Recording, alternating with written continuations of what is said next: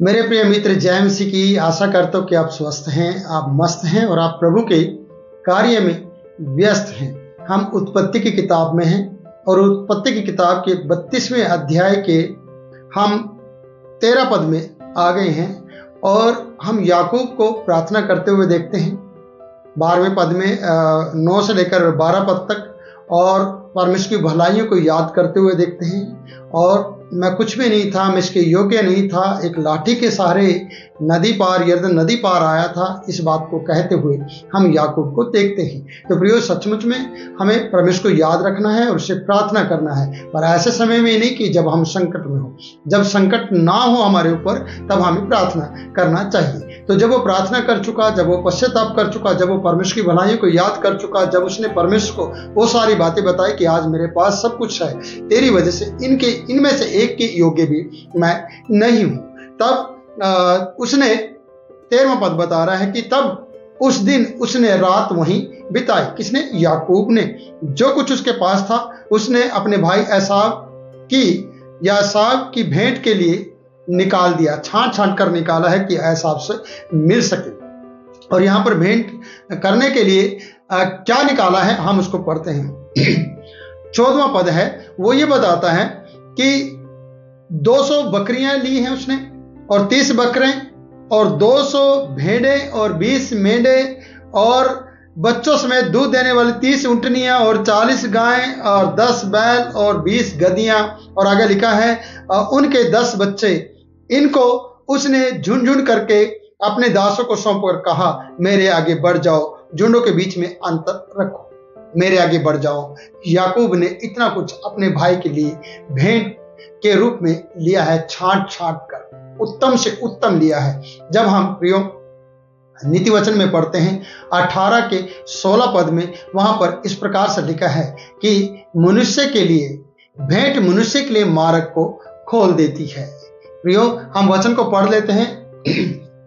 यहां पर लिखा है, भेंट मनुष्य के लिए मार्ग को खोल देती है और उसे बड़े लोगों के सामने पहुंचाती है, बड़े लोगों के सामने पहुंचाती है। आज वो अपने बड़े भाई के सामने पहुंचने के लिए भेंट को अलग अलग और छांट छांट कर अलग अलग झुंडों में डिवाइड करते हुए और उत्तम से उत्तम भेंट को अलग करते हुए अपने झुंडों में से अपने भाई से मिलने की तैयारी कर रहा है। वो किस तरीके से बच सकता है, कैसे वो अपना बचाव कर सकता है और किस तरीके से वो दलों में इनको डिवाइड कर रहा है, यहाँ पर भली भांति देखा गया है जो याकूब कर रहा है। जो याकूब इतना चतुर है, याकूब इतना चालाक है, याकूब इतना समझदार नजर आता है कि भेंट के देने के कारण से वो भेंट मुझे अपने भाई से मिला सकती है और मेरे भाई के क्रोध को शांत कर सकती है। इसलिए प्रियो, भेंट हमेशा मनुष्य के मार्ग को खोलती है और बड़े मनुष्य के सामने, प्रधानों के सामने उसे ले जाती है। और याकूब के लिए आज एसाव बड़ा प्रधान के रूप में है और एसाव गरीब नहीं है। मैं आपको बता दूं,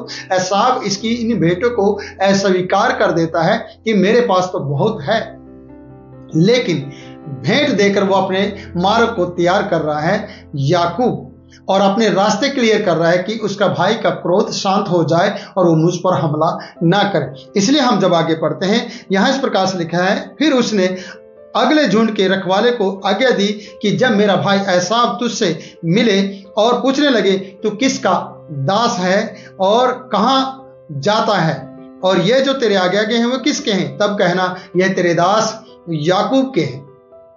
उसे बताना तेरा दास याकूब के हैं। क्या दास बनने की इच्छा थी इसकी?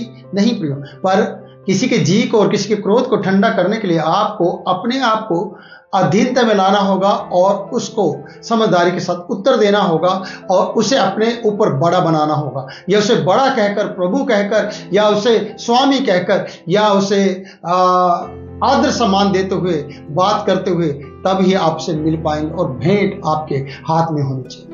खाली हाथ, सुचे हाथ आप मेल मिलाप नहीं कर सकते। मैंने बहुत से ऐसे जनों को देखा प्रियो, शादी के कार्ड लेकर आएंगे, खाली हाथ आएंगे।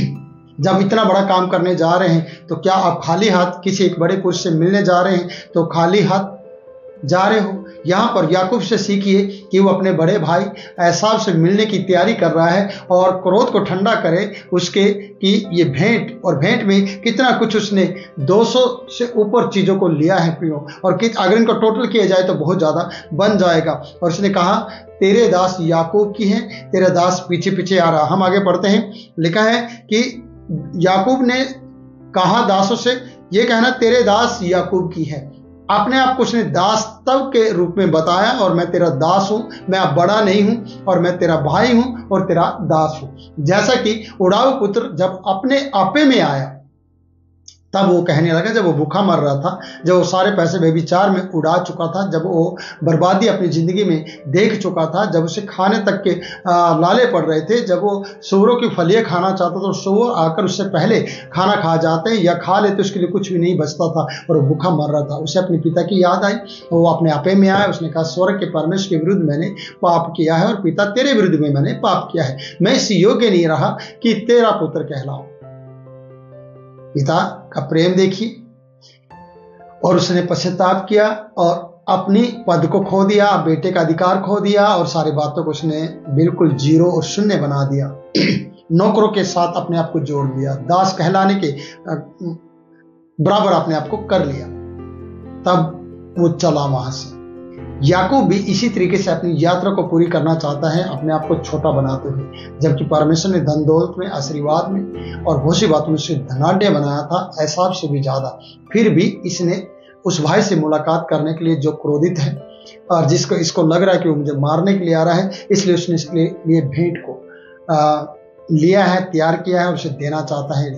इसलिए वचन बता रहा है कि नीति वचन में जब हमने पढ़ा है, भेंट मार्ग को खोलती है, भेंट मनुष्य के लिए मार्ग को खोलती है। इसलिए याकूब का मार्ग खुल जाए, याकूब के लिए रास्ता क्लियर हो जाए। इसलिए हमारा प्रभु यीशु मसीह ने भी कहा है, यूहन्ना 14:6 हम इस प्रकार से बताता है, मैं मार्ग हूं, मैं सत्य हूं, मैं जीवन हूं, जो मेरे द्वारा बाहर अंदर बाहर जाएगा वो चारा पाएगा। आप समझ रहे हैं बात को मैं क्या कहना चाहता हूं? वो मार्ग है जिसमें से होकर चलेगा, उसे डर नहीं लगेगा। वचन बता रहा है यशायाह 41, तू नदियों में से होकर चलेगा, नदियां तुझे डुबो नहीं सकेगी। क्यों? परमेश्वर का भी वायदा है, यीशु मसीह का भी वायदा है कि मैं मार्ग हूं। और भेंट हमेशा मार्ग को खोलती है, क्रोध को शांत करती है और मेल मिलाप करवा देती है। तो प्रियो, कई बार आप सब कुछ करने की कोशिश कर रहे होंगे, लेकिन आपके हाथ खाली होंगे। आपके हाथ में अपने उस प्रियजन से मिलने के लिए आपके हाथ में कुछ भी नहीं होगा, भेंट नहीं होगी। जैसे कि यहाँ याकूब ने अपने भाई, क्रोधित भाई से मेल मिलाप करने के लिए भेंट का इस्तेमाल किया है। 20 बकरे लिए हैं, 200 बकरियां ली हैं, और 200 भेड़े लिए हैं, और 20 मेंढे लिए हैं, और बच्चों और दूध देने वाली 30 ऊंटनियां, और 40 गाय, और 10 बैल, और 20 गधियां, और उनके 10 बच्चे, और झुंड अलग अलग करके दासों को सौंप दिए हैं। जब वो पूछे तो कहने, ये तेरे दास याकूब के हैं, तुम कहां जा रहे हैं? हम तेरे पास आ रहे हैं। आगे बढ़ते हैं कि वो हमारे पीछे आ रहा है। 19 पद को पढ़ लेते हैं। और उसने दूसरे और तीसरे रखवाले को भी इसी प्रकार से कहा। हर एक रखवाले को, हर एक दास को याकूब ने इस प्रकार से कहा कि तुम्हारा बोलने का तरीका, लहजा सही होना चाहिए।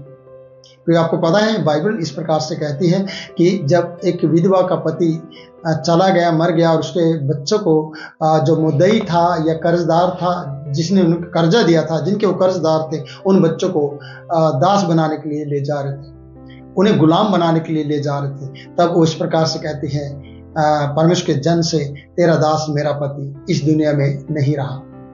जिसका वो कर्जदार था, आज वो उसे, मेरे दोनों बच्चों को लेने के लिए आए हैं। तेरा दास मेरा पति।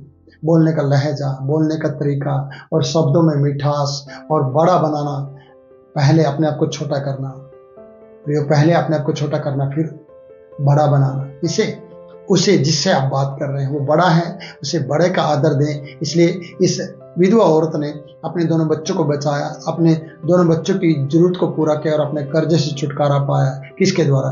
परमेश्वर के जन के द्वारा। आप उस कहानी को अच्छी तरह से जानते हैं कि उसने रिक्वेस्ट की, उसने कहा तेरा दास, एलिया से बातचीत हो रही है और वो विधवा के लिए प्रबंध कर रहा है, क्योंकि परमेश्वर उसके साथ है।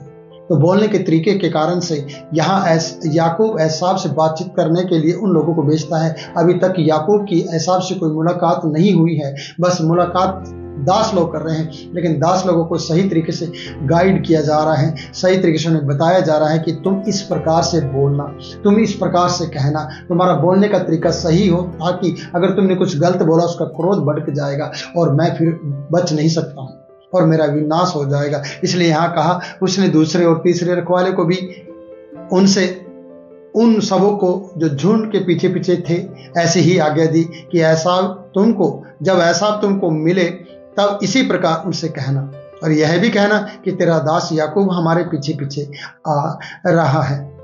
आगे लिखा है वचन में, क्योंकि उसने यह सोचा कि यह भेंट जो मेरे आगे जाती है उसके द्वारा मैं उसके क्रोध करके तब उसका दर्शन पाऊंगा और हो सकता है वह मुझसे प्रसन्न हो जाए, क्योंकि भेंट मार्ग को खोलती है और बड़े लोगों तक पहुंच जाती है। और इस प्रकार से जब वो भेंट को देखेगा तब वो खुश हो जाएगा और इस तरीके से मैं उसके क्रोध को शांत कर पाऊंगा और मैं उससे मिल पाऊंगा। और इस तरीके से याकूब ने किया है। और क्या आप मेरे भाई मेरी बहन, क्या आप ऐसा करते हैं?